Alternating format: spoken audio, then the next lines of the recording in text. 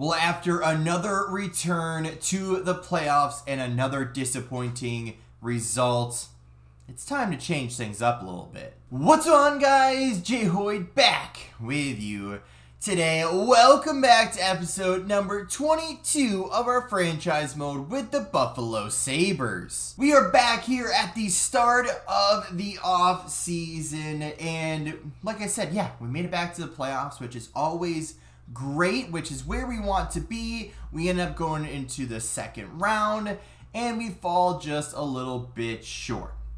But here we sit, though, start of the off season. You know, we kind of had a different strategy last year, right? Usually, you know, we try to get in some, not necessarily rental pieces, but into some upgrades to the team and try to bring in more talent to get our team, you know, pushed to that next level, to get above where our standard is. But for some reason, something in Buffalo just doesn't work out. However, we're here to change that. Like I said, start of the off season. Let's check out the retirements, see if anybody from our squad actually end up going. And it looks like we got a couple of legends that end up retiring. So Sidney Crosby, so we actually lost to the Penguins. However, I know I'm blocking it, but he was actually on the Boston Bruins, 78 overall at the end there, over 2,000 points. We also have Steven Stamkos on Chicago, which is something you don't want to see from him, 73 overall. Nugent Hopkins there, Sagan, Yossi, and some other notable names down there as well, all doing well. So anybody from us? I don't think we had anybody that was close. Yeah, no. So, all right, on to the next step.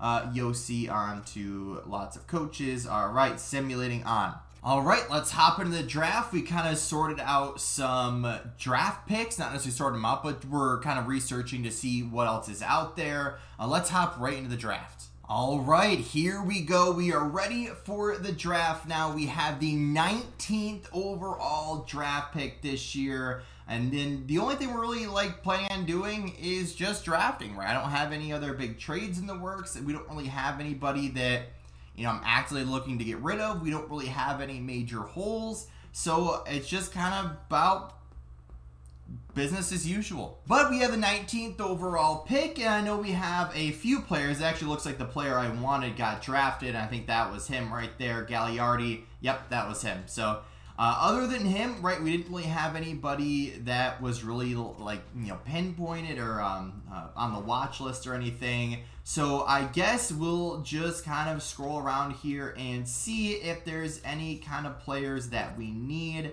Trying to think of like what we're kind of lacking on. I know, you know, centers, we're kind of getting back to that point where we need to, you know, start thinking about the future.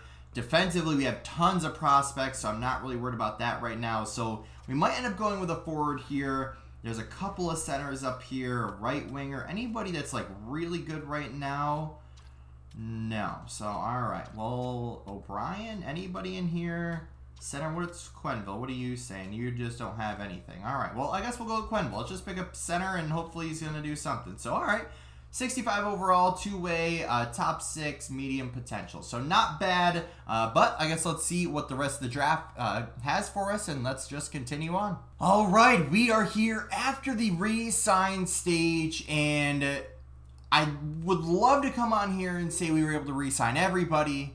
But there was just some players that, given their role and their production, just no longer kind of fit with our team. So one of those players is actually on the back end, right? Brock Faber, as an 83 overall, wanted, I think it was like $7 or so million, which, like, realistically, he had, I think it was 20-ish, 25 points last year, was minus 12, or somewhere around there, like 10 to 15 minus, and was not really performing how a player, especially of his real life caliber, but especially on the video game itself here, that's not justified. So we let him walk. We re-signed Hemming. Usually I would, you know, give him the qualifying offer and then, you know, just go from there and sign him to some contract later on. But he didn't really earn his contract either, so we actually offered him, I think it was a one-year deal at like $2.3 million or something.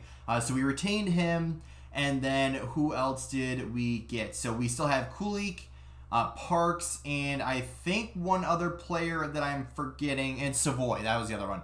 All as still pending UFA, so we're going to work on getting them contracts. But right now, the only holes on our team is a fourth line right wing and the second and third line right defenseman, right? We got rid of Barron, right? We're not giving him $3.5 million for 3 years to play on the third line. Like, we're just not doing that. I'd rather just have a young guy in there. But we haven't even made it into free agency yet, right? I wanted to bring you guys in for the process, switch it up a little bit. Lots of guys wanting lots of money. Oh my goodness, 88 overall plus, as well as $11.4 million. So right now we have, where is it? $17.3 million. But with Savoy, with Parks, and with Kulik, that's going to eat up most likely all of that money. So we got to be very selective with what we want, because as you can tell, Savoy already wants $7.25 million, which is why we were not able to get a contract done. And he's slowly getting there, right? He's slowly becoming a big part of our team, but he's not ready for that $7.5 million, $7.25 million just yet. So we're going to wait on him for a little bit. Where's Kulik? Yeah, his asking price, $7.3 million. Now, I'm sure it's going to do the thing where, yeah, he actually brings his real asking price down a little bit. So, actually, we might, okay, let's just offer him, right? So, 6 years would take him to 32 or 33. And let's go, actually, if we go 5 years, let's go $6 million. Try to get a little bit of a bargain. I guess let's go do the same thing with Savoy, right? What are you saying? So really around $6 million. Let's go. Trying to think, because we have Cousins too, and Cousins might be on the trade block at this point. I'm not really sure what I want to do with him just yet. But Savoy, let's go 5 years, $5 million. That'll take you to 31. And like I said, all we need is a fourth line right wing as far as like a free agent goes, because we have some young players there, but I really don't want to just like waste them away on the fourth line. So that's one thing we're going to look out for. Demick, actually, he's a Vegas prospect, right? Yeah, there he is. Fits on the first line, but doesn't really fit on the fourth line. So, I mean, right there, 27 points in those last year. Actually had a good year. But that's the players we're kind of looking for, is those players that can jump on that fourth line, you know, provide a tiny bit of offense, but also play on the special teams, right? That's the players we really want to look out for. All right, here we are at the start of the preseason, and honestly, it was a very quiet preseason. It was just more about re-signing our players. We actually did a lot of deals this offseason. We were able to re-sign all of the players that we needed to: Kulik, Savoy, and Parks. All of those players are back with us. Some signed to extension, like 5-year extensions. Some players just signed for 1 year, but either way, they're under contract this year. And going into next year, right, a lot of our expiring contracts, again, for next year, I guess the end of this year, this current year, we actually made some great extensions, right? We have players like Tuck, like Lafreniere, like Power, like those types of players that are expiring this year that actually drop their salary asks, and we signed them all, I believe, to extensions, which are lower than what they're making this year. So that's good for us going forward with money-wise. And entering into this offseason, we filled exactly what we needed to, right? We grabbed a fourth-line right winger, being Kasperi Kapanen, always a player that's an interesting one that has such an offensive upside, but never really has the overall to match it. So then he kind of just goes up and down all the time. But he's going to start out on our fourth line. Again, start of the preseason here, not a regular season lineup. We have a bunch of young players trying to crack the squad as well. And then on the back end, we end up signing, I think it was either 2 or 3 right defensemen that a couple of them do fit our scheme very well, and then other ones that are young players trying to make that jump up here to the NHL. So there's one other player that I forgot to call up, so that'll be after this video and part of the preseason position battle, I guess you'll call it. But to start, this is going to be the roster. So we got our similar players that we've known and loved for so long, being Benson, Cousins, Kulik, Savoy, And then as you look down there, Lafreniere as the bigger name returning players, as well as Hemming, who we had last year, a little bit of a disappointing first year for him. We have Novikov, one of our top draft picks that is looking to make a name for himself. 83 overall now. And then we have Hulse and Ostlund, both young players that are trying to make a name up here in the NHL. And then, of course, the return of Richie on the fourth line, along with Galchenyuk, who is one of the later draft picks that I think was like 6th or 7th round or something like that. That ended up turning into a pretty good draft pick for us and is now most likely going to be our fourth line center, but is looking again to make that jump. And like we already mentioned, Kapanen's down there as well. So on the back end, though, this is where it's going to be the biggest kind of test yet. Being Power and Parks are going to be our top two guys for at least the preseason. Of course, Dowling will regain his spot once the battle is over. Dansk is on that first line once again because he had a great year last year with us.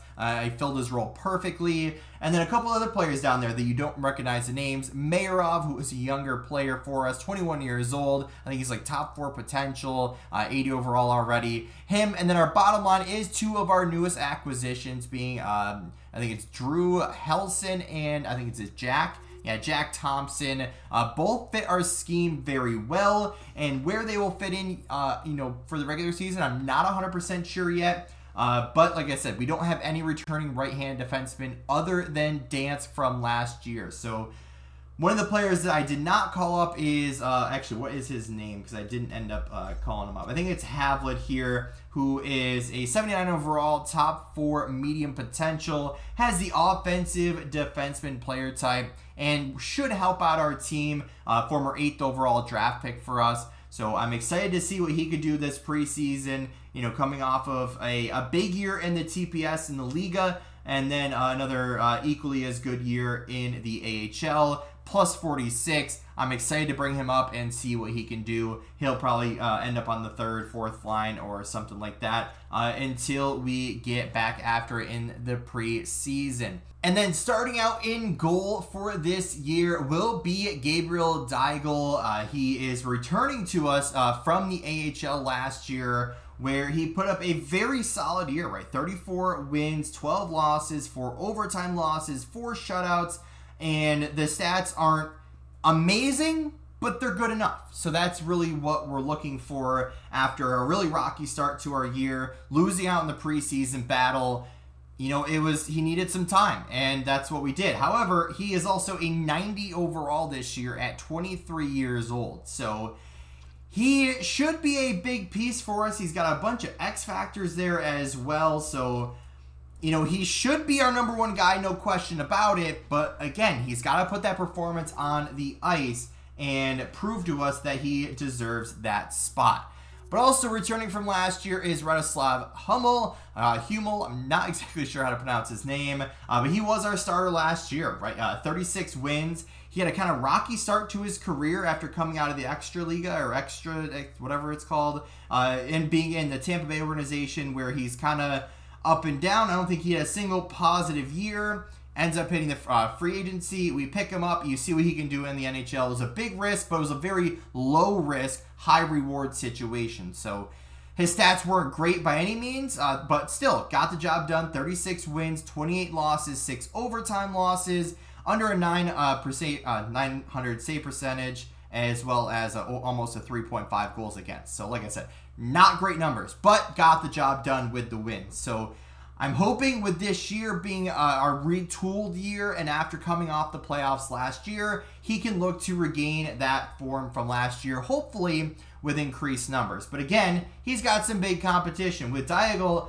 and as well as Klang, who is up here as well, who will get some games here in the preseason. After being with us for a while, right, up and down, didn't perform in the NHL, but definitely had the better luck in the AHL. After he became the starter, right, solid year, we brought him up, didn't do too well. Had a rebound year again in the AHL, had another good year in the AHL. We brought him up, didn't do well, and then this last year, he actually performed very well in the preseason, which brought him up to the NHL to be the backup. So again, we're once again back to the 3 goaltender, kind of battle, right? And if I have to put Daigle back down the AHL, then that's what I'll do. But I'd like to see him actually be like, hey, that should be a wake-up call that, like, it doesn't matter what my overall is, doesn't matter how good I think I am, you got to perform. And that's what this preseason is going to bring to us with a lot of good young players that all think they deserve spots. But that's where we sit right now. We're going to bring up the other player, let him battle this preseason, and we should be back next episode with the start of the regular season with this new squad this year that I'm super excited with all of the young talent. However, that's going to do it for today's episode. If you did enjoy, hit the like button down below. If you haven't yet, or if you're brand new here, make sure to subscribe. It is free. No strings attached. It just helps the channel, helps myself out, and helps grow, you know, our community, right? It does it's very much appreciated. But as always, guys, we will see you